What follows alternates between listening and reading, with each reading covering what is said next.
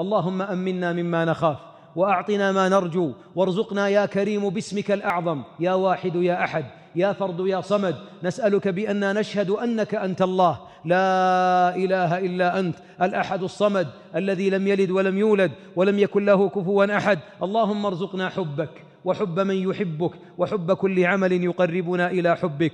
اللهم يا رب اجعل حبك في قلوبنا أحب إلينا من الماء البارد على الظمأ.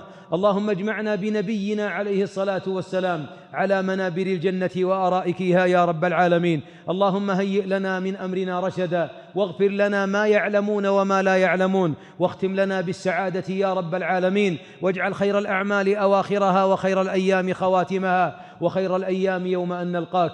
اللهم اصرفنا عما يلهينا عنك وعن لقائك يا رب العالمين، واستعملنا في طاعتك يا أكرم الأكرمين. أصلح أبناءنا وأبناء المسلمين، اللهم لا تجعلهم لنا فتنة واجعلهم لنا زينة، واجمعنا بهم في جنات النعيم وآبائنا والمسلمين والمسلمات. اللهم اغفر لكل من قال لا إله إلا الله موقنا من قلبه يا رب العالمين. يا رب اجعل جائزتنا في هذا اللقاء وقد اجتمعنا في بيتك يا رب نادنا من السماء. يا رب اجعل نداءنا الآن أن يقال قوموا مغفورا لكم قد بدلت سيئاتكم حسنات. اللهم صل على محمد وعلى آل محمد كما صليت على إبراهيم وعلى آل إبراهيم، وآخر دعوانا أن الحمد لله رب العالمين.